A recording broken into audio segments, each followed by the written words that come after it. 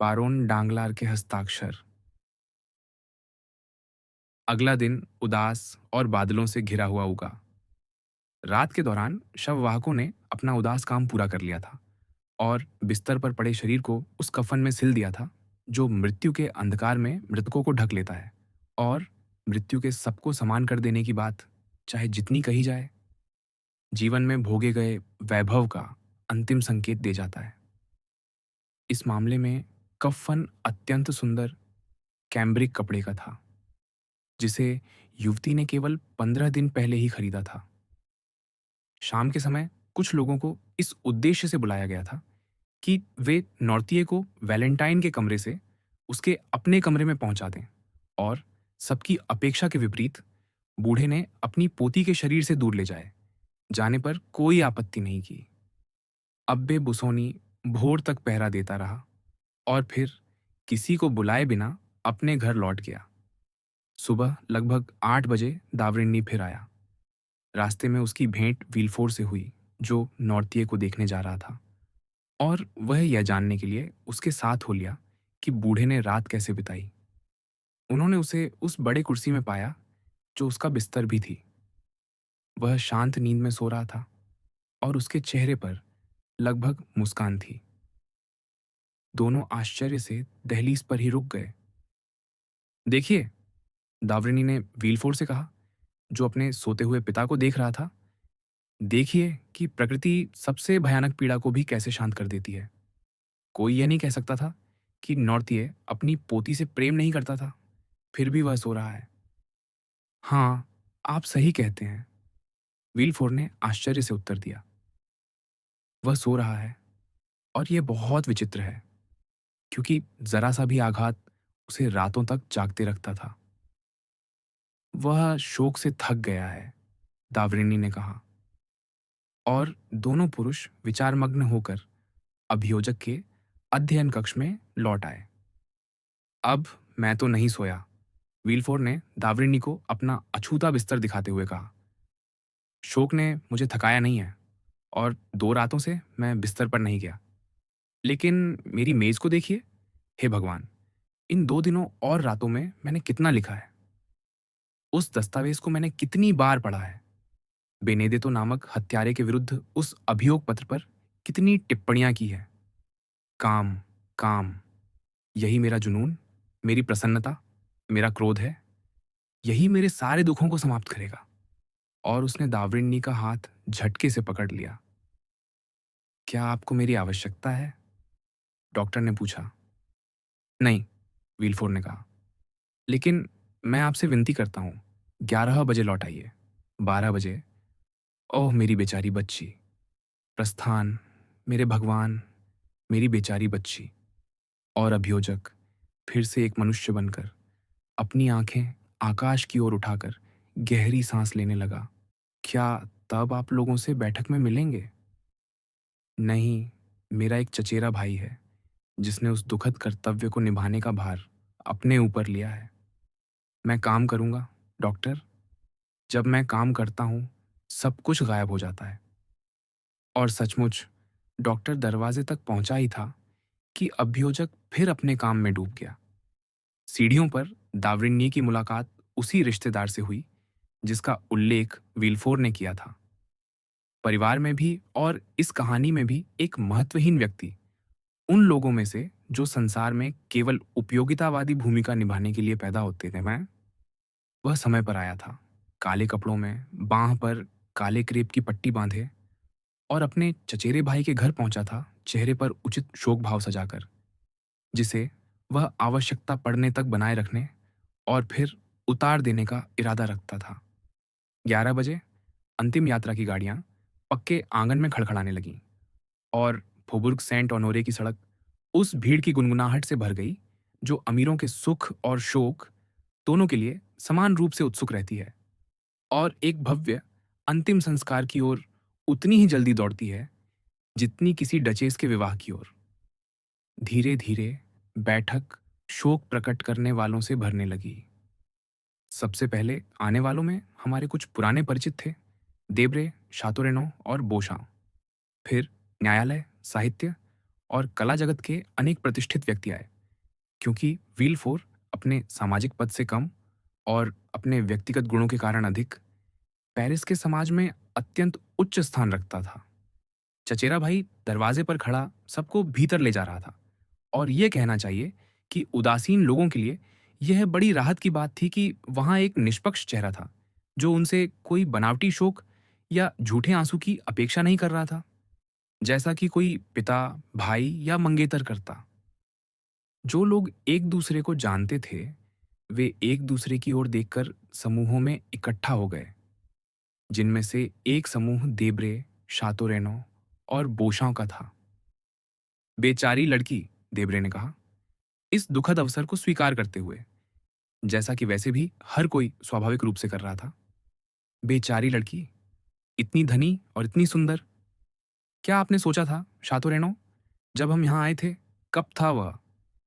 3 सप्ताह या अधिक से अधिक 1 महीना पहले, उस अनुबंध पर हस्ताक्षर करने के लिए जो अंततः हस्ताक्षरित नहीं हुआ। बिल्कुल नहीं, शातोरेनो ने कहा। क्या आप उसे जानते थे? मैंने उससे 1-2 बार मोरसेर्फ के घर के नृत्य समारोह में बात की थी। वह बहुत आकर्षक लगी, यदि थोड़ी उदास ना होती। सौतेली माँ कहाँ है? क्या आपको पता है? वह उस सज्जन की पत्नी के पास दिन बिताने गई है, जिन्होंने हमें भीतर आते समय अभिवादन किया था। और वह सज्जन कौन है? कौन? वही जो दरवाजे पर खड़े हैं। क्या वे संसद के सदस्य हैं? नहीं, बोशा ने कहा। मैं उन सम्मानित सज्जनों को रोज देखता हूं, और उनका चेहरा मुझे नहीं मालूम। क्या आपने इस मृत्यु का उल्लेख अपने समाचार पत्र में किया? मैंने वह लेख स्वयं नहीं लिखा, लेकिन उसका उल्लेख किया गया है। मुझे संदेह है कि यह विलफोर को पसंद आएगा। मेरा विश्वास है कि लेखक ने यह टिप्पणी की है कि यदि 4 लगातार मौतें कहीं और हुई होती, सिवाय सरकारी अभियोजक के घर के, तो अभियोजक के पास इस विषय में कहने के लिए अवश्य बहुत कुछ होता। फिर भी, शातो रेनॉ ने कहा, दावरिनी मेरी माँ के डॉक्टर हैं और कहते हैं कि वह पूरी तरह व्याकुल हैं। आप किसे ढूंढते हुए बार बार देख रहे हैं, देब्रे? मोंते क्रिस्तो को, युवक ने उत्तर दिया। मैंने रास्ते में बुलेवार्ड पर उनसे भेंट की थी। मुझे लगता है कि वह अभी अभी जा रहे थे अपने बैंकर के पास, बोशा ने कहा। अपने बैंकर के पास? क्या वह डांगलार नहीं है? शातो रेनो ने देब्रे से पूछा। मुझे भी ऐसा ही लगता है, निजी सचिव ने कुछ हल्की बेचैनी के संकेत के साथ उत्तर दिया। लेकिन मोंते क्रिस्तो ही एकमात्र व्यक्ति नहीं है जिसे मैं यहाँ नहीं देख रहा। मोरेल कहाँ है? मोरेल? क्या वह उन्हें जानता था? शातो रेनो ने पूछा। मेरा ख्याल है कि उसका परिचय केवल वीलफोर की पत्नी से हुआ था। कोई बात नहीं, उसे आना चाहिए था, देब्रे ने कहा। आज शाम वह किस विषय पर बात करेगा? यह अंतिम संस्कार आज का मुख्य समाचार है। लेकिन चुप रहिए, अब और कुछ मत कहिए। यहाँ न्याय और धर्म के मंत्री आ रहे हैं। वह शोकग्रस्त चचेरे भाई से अपनी छोटी सी औपचारिक बात कहने को बाध्य होंगे।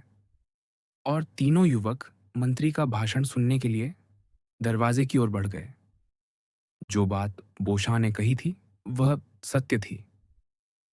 अंतिम संस्कार में जाते समय उसकी भेंट मोंते क्रिस्तो से हुई थी, जो शौसे दंताओं की सड़क पर डांगलार के घर जा रहा था।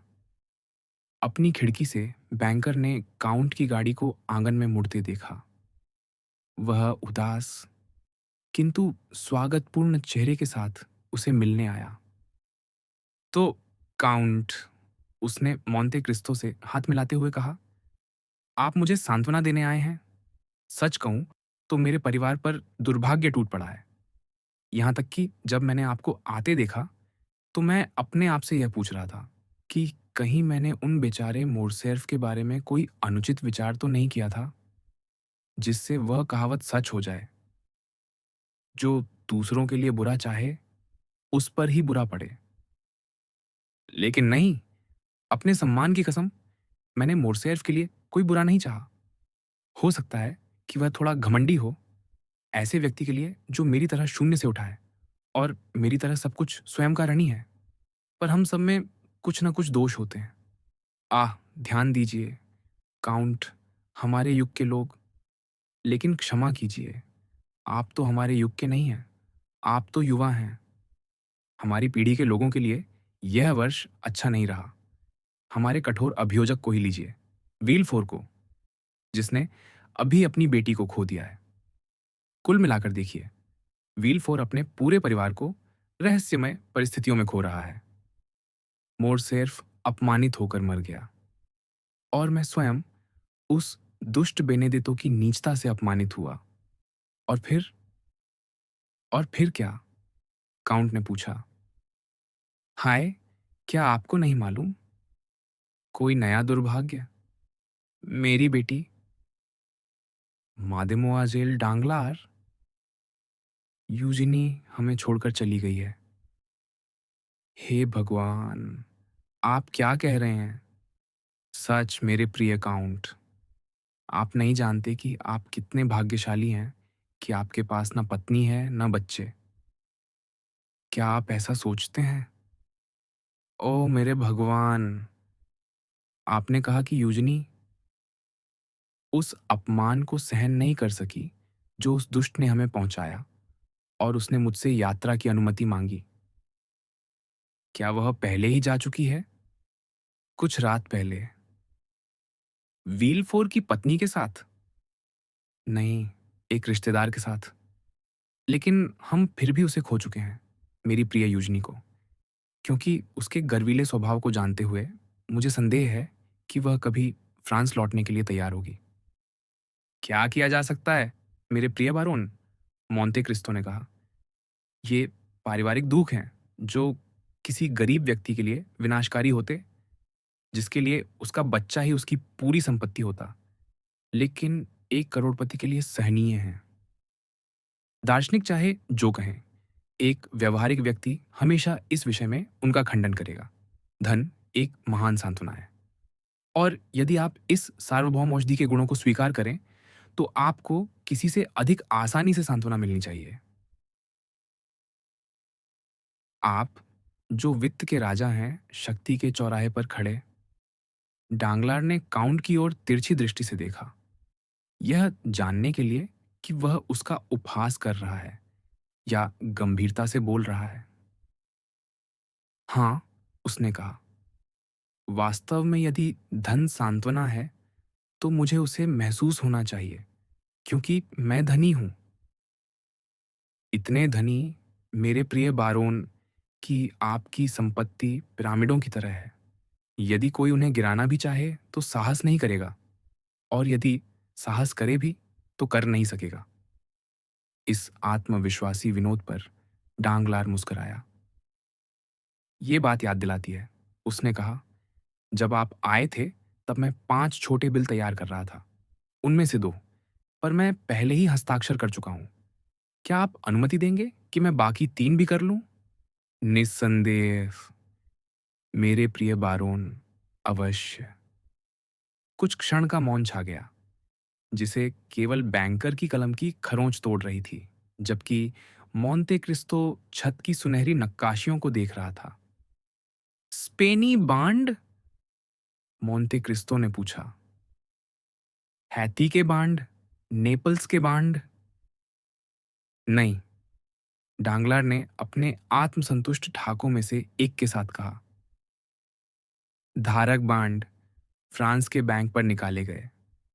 लीजिए, काउंट, उसने जोड़ा, आप जो वित्त के सम्राट हैं और मैं उसका राजा, क्या आपने इस आकार के ऐसे कागज के टुकड़े बहुत देखे हैं जिनमें से हर एक की कीमत 10 लाख हो? मोंते क्रिस्टो ने वे 5 कागजी बिल लिए, जिन्हें डांगलर ने गर्व से उसकी ओर बढ़ाया था, मानो उन्हें अपने हाथ में तौलने के लिए, और पढ़ा। बैंक के गवर्नर से निवेदन है कि मेरे आदेश पर मेरे द्वारा जमा निधियों में से 10 लाख की राशि अदा की जाए, खाते के मूल्य में। बारोन डांगलार। 1, 2, 3, 4, 5, मोंटे क्रिस्टो ने गिनते हुए कहा। 5 मिलियन! धिक्कार है! आपको कोई रोक ही नहीं सकता, मिलॉर्ड क्रॉइसस। यही मेरा व्यापार करने का तरीका है, डांगलर ने कहा। अद्भुत! विशेषकर तब जब, जैसा कि मुझे कोई संदेह नहीं, यह राशि नकद में दी जाएगी। दी जाएगी, डांगलर ने उत्तर दिया। ऐसा विश्वास होना अद्भुत है। सचमुच ऐसी बातें केवल फ्रांस में ही मिलती हैं। कागज के 5 टुकड़े, जिनकी कीमत 5 मिलियन हो, इसे देखा जाए तभी विश्वास हो सकता है। क्या आपको इस पर संदेह है? नहीं, आप यह एक अजीब ढंग की आवाज में कह रहे हैं। चलिए, इसे आजमाइए। मेरे क्लर्क को बैंक तक भेजिए और आप उसे उतनी ही राशि के कोषागार बांड लेकर लौटते देखेंगे। नहीं, मोंटे क्रिस्टो ने कहा, बिल्लों को मोड़ते हुए। नहीं, यह बहुत अद्भुत है। मैं स्वयं इसका परीक्षण करूंगा। आपके पास मेरी जमा राशि 6 मिलियन थी। मैंने 9 लाख फ्रैंक निकाल लिए हैं, इसलिए आप अब भी मुझे 5 मिलियन 1 लाख फ्रैंक के आर्नी हैं। मैं आपके ये 5 कागज ले लेता हूँ, जिन्हें मैं केवल आपके हस्ताक्षर की गारंटी पर स्वीकार करता हूँ, और बदले में यहाँ आपको पूरे 6 मिलियन की रसीद देता हूँ, जिससे हमारा हिसाब पूरा हो जाएगा। मैंने इसे पहले ही तैयार कर लिया था, क्योंकि मुझे आज धन की बहुत आवश्यकता है। और एक हाथ से मोंटे क्रिस्टो ने 5 बिल अपनी जेब में रख लिए, जबकि दूसरे हाथ से उसने बैंकर को अपनी रसीद दे दी। यदि डांगलर के पैरों के पास बिजली गिर जाती, तो भी वह इतना भयभीत नहीं होता। क्या? वह हकलाया। क्या? क्या? काउंट, आप वह पैसा ले रहे हैं? कृपया क्षमा कीजिए। वह पैसा मुझे अस्पताल को देना है, एक जमा राशि, और मैंने वचन दिया है कि आज सुबह उसे चुका दूंगा। ओह, यह तो अलग बात है, मोंटे क्रिस्टो ने कहा। मुझे इन 5 बिलों से कोई विशेष आग्रह नहीं है। मुझे किसी और बांड से भुगतान कर दीजिए। मैंने इन्हें केवल जिज्ञासा के कारण लिया था, ताकि मैं सबको बता सकूं कि बिना किसी पूर्व सूचना के, बिना मुझसे 5 मिनट प्रतीक्षा करने को कहे भी, डांगलार की फर्म ने मुझे 5 मिलियन नकद दे दिए। ये वास्तव में असाधारण होता। लेकिन लीजिए, ये आपके बांड। जैसा कि मैंने कहा, मुझे कुछ और दे दीजिए। उसने 5 बिल डांगलार को लौटा दिए, जो कागज की तरह पीला पड़ गया था। पहले उसने हाथ बढ़ाया, जैसे कोई गिद्ध अपने पिंजरे की सलाखों के पार पंजा बढ़ाकर उस मांस को वापस खींचना चाहता हो, जिसे कोई उससे छीनने का प्रयास कर रहा हो। फिर अचानक उसने अपना विचार बदल लिया, अपने भावों को रोकने का हिंसक प्रयास करते हुए। वास्तव में, उसने कहा, आपकी रसीद ही मुद्रा है। निस्संदेह, यदि आप रोम में होते, तो थॉमसन और फ्रेंच का बैंक भी मेरी रसीद पर आपको भुगतान करने में उतनी ही कम कठिनाई करता जितनी आपने की है। मुझे क्षमा कीजिए, काउंट, मुझे क्षमा कीजिए। तो क्या मैं यह धन रख सकता हूँ? हाँ, डांगलार ने कहा, अपने बालों की जड़ों पर इकट्ठा हुए पसीने को पोंछते हुए। रखिए, रखिए। मोंटे क्रिस्टो ने उन 5 नोटों को अपनी जेब में उस भाव के साथ रखा, जिसका अर्थ मानो यह था, अब भी समय है, यदि आप अपना विचार बदलना चाहें। नहीं, डांगलार ने कहा, नहीं, सचमुच, मेरे बिल अपने पास रखिए। आप जानते हैं, धन का आदमी औपचारिकताओं के मामले में कितना कठोर होता है। मैं वह पैसा अस्पताल को देने वाला था, और यदि मैं उन्हें वही बिल ना देता, तो स्वयं को चोर समझता, मानो एक एक्यू किसी दूसरे एक्यू जितना मूल्यवान न हो। मुझे क्षमा कीजिए। और वह जोर से घबराई हुई हंसी हंस पड़ा। मैं आपको क्षमा करता हूँ, मोंटे क्रिस्टो ने सौम्यता से उत्तर दिया। लीजिए।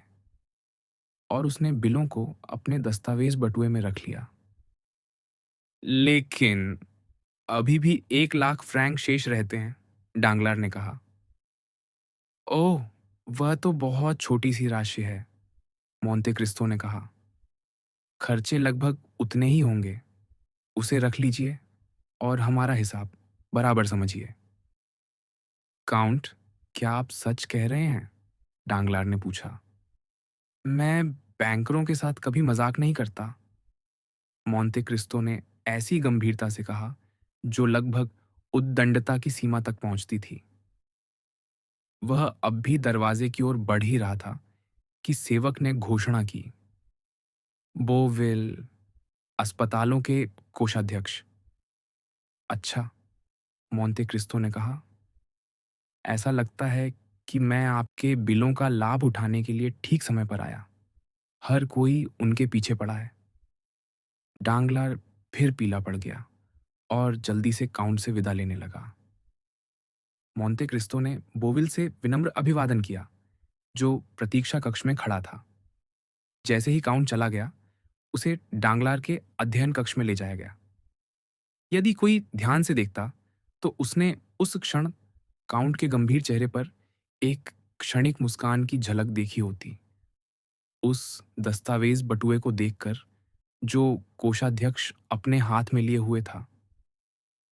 दरवाजे पर पहुंचकर वह अपनी गाड़ी में बैठ गया और आदेश दिया कि उसे तुरंत फ्रांस के बैंक ले जाया जाए। उधर डांगलार अपने भावों को दबाते हुए कोषाध्यक्ष का स्वागत करने आगे बढ़ा। यह कहना अनावश्यक है कि उसके होठों की मुस्कान और उसकी विनम्रता केवल दिखावा थी। सुप्रभात, प्रिय लेनदार, उसने कहा, क्योंकि मैं शर्त लगा सकता हूं कि मुझे देखने जो आए हैं वे लेनदार ही हैं। बिल्कुल, बारोन, पोविल ने उत्तर दिया। आप मेरे रूप में उन अस्पतालों को देख रहे हैं जिनकी विधवाएं और अनाथ मेरे हाथों के माध्यम से 5 मिलियन फ्रैंक की सहायता मांगते हैं। और लोग कहते हैं कि अनाथों पर दया करनी चाहिए। डांगलार ने मजाक जारी रखते हुए कहा, बेचारे बच्चे। इसीलिए मैं उनकी ओर से आया हूं। क्या आपको मेरा कल का पत्र मिला? मिला था। तो यह रही मेरी रसीद। मेरे प्रिय बोविल, डांगलार ने कहा, शायद आपकी विधवाएं और अनाथ 24 घंटे प्रतीक्षा करने की कृपा कर सके, क्योंकि मोंते क्रिस्तो, जिन्हें आपने अभी यहां से निकलते देखा, आपने उन्हें देखा था, मेरा ख्याल है। हाँ, देखा था। उससे क्या?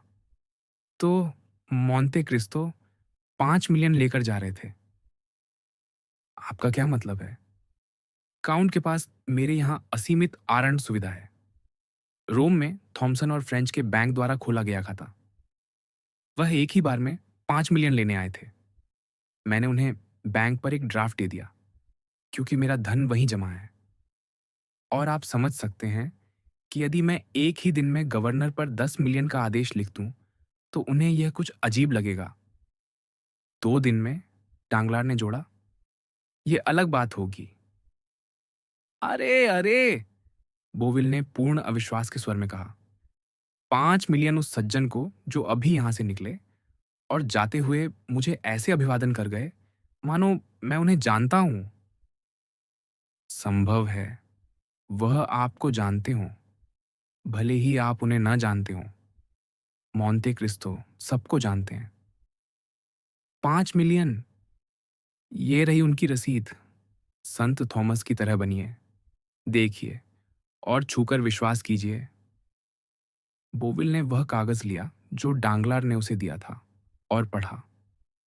बारोन डांगलार से 5 मिलियन 1 लाख फ्रैंक की राशि प्राप्त हुई, जिसे रोम में थॉमसन और फ्रेंच के बैंक द्वारा मांगने पर वापस किया जाएगा। हे भगवान, यह सच है, उसने कहा। क्या आप थॉमसन और फ्रेंच के बैंक को जानते हैं? डांगलार ने पूछा। हाँ, बोविल ने उत्तर दिया। मैंने कभी उनके साथ 2 लाख फ्रैंक का लेन देन किया था, लेकिन उसके बाद उनसे कोई संबंध नहीं रहा। वह यूरोप के श्रेष्ठतम बैंकों में से एक है, डांगलार ने कहा, वह रसीद हल्के से मेज पर फेंकते हुए, जिसे उसने अभी बोविल के हाथ से लिया था। तो उसके पास केवल आपके यहाँ ही 5 मिलियन थे? यह तो आश्चर्य की बात है। क्या यह मोंटे क्रिस्टो कोई नवाब है? सच कहूं तो मुझे नहीं मालूम वह क्या है, लेकिन उसके पास 3 असीमित आरंभ सुविधाएं थीं। एक मेरे यहाँ, एक रोथस्टाइल्ड के यहाँ और एक लाफित के यहाँ। और डांगलार ने लापरवाही से जोड़ा, जैसा कि आप देख रहे हैं, उसने मुझे प्राथमिकता दी है, बैंक खर्च के लिए 1 लाख फ्रैंक छोड़ते हुए।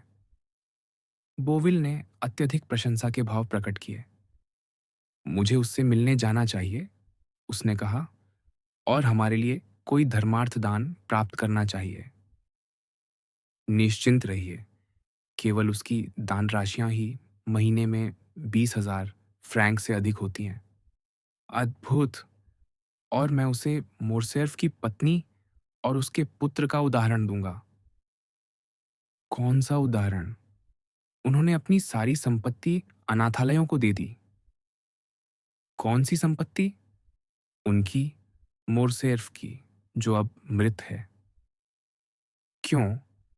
क्योंकि वे ऐसी संपत्ति नहीं रखना चाहते थे जो इतनी अपमानजनक ढंग से प्राप्त की गई हो। तो वे अब किस पर जीवित रहेंगे? माँ प्रोवेंस में निवास करेगी और पुत्र सेना में भर्ती होगा। अच्छा, डांगलार ने कहा, क्या शानदार सिद्धांत हैं। मैंने कल ही उस दान को दर्ज किया। कितनी राशि है? ओह, बहुत नहीं, 12 या 13 लाख फ्रैंक। लेकिन चलिए, फिर अपने मिलियनों पर लौटें। निश्चित ही, डांगलार ने कहा, बिल्कुल स्वाभाविक ढंग से। तो क्या आपको इस धन की जल्दीरी है? हाँ, है। हमारे लेखाकार कल खातों की जांच करेंगे। कल? आपने यह बात पहले क्यों नहीं कही? लेकिन कल आने में अभी बहुत समय है। जांच किस समय होगी? 2 बजे। दोपहर 12 बजे किसी को भेज दीजिए, डांगलार ने मुस्कुराते हुए कहा। बोविल ने अधिक कुछ नहीं कहा। उसने सिर हिलाया और अपना दस्तावेज बटुआ संभाल लिया। आह! लेकिन मुझे अब भी एक बेहतर उपाय सूझा, डांगलार ने कहा। क्या करना होगा? मोंते क्रिस्टो की रसीद भी धन के समान है। उसे रोथस्चाइल्ड या लाफित के पास ले जाइए। वे तुरंत आपको भुगतान कर देंगे। भले ही भुगतान रोम में होना हो। निस्संदेह, बस आपको 5 या 6 हजार फ्रैंक का थोड़ा सा डिस्काउंट देना पड़ेगा। कोषाध्यक्ष पीछे हट गया। ओह नहीं, बिल्कुल नहीं। मैं कल तक प्रतीक्षा कर लूंगा। कैसी बात करते हैं? क्षमा कीजिए, डांगलार ने अत्यंत उद्दंडता से कहा। मुझे क्षण भर लगा कि आपको कोई कमी पूरी करनी है। कोषाध्यक्ष ने कहा। देखिए, ऐसी बातें हो जाती हैं और ऐसे अवसरों पर थोड़ा सा बलिदान करना पड़ता है। नहीं धन्यवाद, बोविल ने कहा। तो फिर कल तक, मेरे प्रिय मित्र। हाँ, कल तक। बिना असफल हुए, आशा है? निस्संदेह। आप मजाक कर रहे हैं। दोपहर को किसी को भेज दीजिए, बैंक तैयार रहेगा। मैं स्वयं आऊंगा। और भी अच्छा, क्योंकि तब मुझे आपको फिर से देखने का आनंद मिलेगा। दोनों ने हाथ मिलाया। वैसे, बोविल ने कहा, क्या आप उस बेचारी वैलेंटाइन के अंतिम संस्कार में नहीं जा रहे, जिसे मैं यहां आते समय देखता हुआ आया हूं? नहीं, बारोन ने कहा। उस बेनेडितो के मामले के बाद मुझे अभी भी कुछ हास्यास्पद स्थिति का अनुभव होता है। इसलिए मैं चुपचाप रहना ही उचित समझता हूं। अरे, आप बिल्कुल गलत हैं। उसमें आपकी क्या गलती थी? खैर, मेरे प्रिय मित्र, आप जानते हैं, जब किसी का नाम मेरी तरह निष्कलंक हो, तो वह बहुत नाजुक हो जाता है। मेरा विश्वास कीजिए, सबको आपसे सहानुभूति है, और सबसे अधिक आपकी बेचारी बेटी से। हाँ, बेचारी यूजिनी। डांगलार ने गहरी सांस लेते हुए कहा, क्या आपको मालूम है कि वह संन्यास लेने जा रही है? नहीं। हाय, यह बिल्कुल सच है। उस घटना के अगले ही दिन उसने अपनी एक मित्र के साथ जाने का निश्चय किया। वह मित्र एक नन है। वह इटली या स्पेन में किसी बहुत कठोर नियम वाले मठ की तलाश में चली गई है। यह तो अत्यंत दुखद है। और बोविल सहानुभूति के अनेक शब्दों के साथ उस पिता से विदा लेकर चला गया। जैसे ही वह बाहर निकला, डांगलार ने उस तीव्र ऊर्जा के साथ, जिसे केवल वही समझ सकते हैं जिन्होंने फ्रेडरिक द्वारा निभाए गए रोबेर मैकेयर का अभिनय देखा हो, चिल्लाकर कहा, मूर्ख। और मोंते क्रिस्तो की रसीद को एक छोटे दस्तावेज बटुए में रखते हुए उसने जोड़ा, दोपहर को आना, तब तक मैं बहुत दूर जा चुका हूँगा। फिर उसने अपने दरवाजे को दोहरी चाबी से बंद किया, अपनी नकदी पेटी की सभी दराजें खाली कीं, लगभग 50,000 फ्रैंक के नोट इकट्ठे किए, कुछ कागजों को जला दिया, कुछ को स्पष्ट रूप से दिखाई देने वाली जगह पर रख दिया, और एक पत्र लिखने लगा जिसे अंततः उसने सील किया और बाहर लिखा, बारोनेस डैंगलार के नाम। आज शाम वह बुदबुदाया, मैं स्वयं इसे उसकी मेज पर छोड़ आऊंगा। फिर उसने दराज से एक पासपोर्ट निकाला। अच्छा, उसने कहा, यह अब भी 2 महीने तक मान्य है।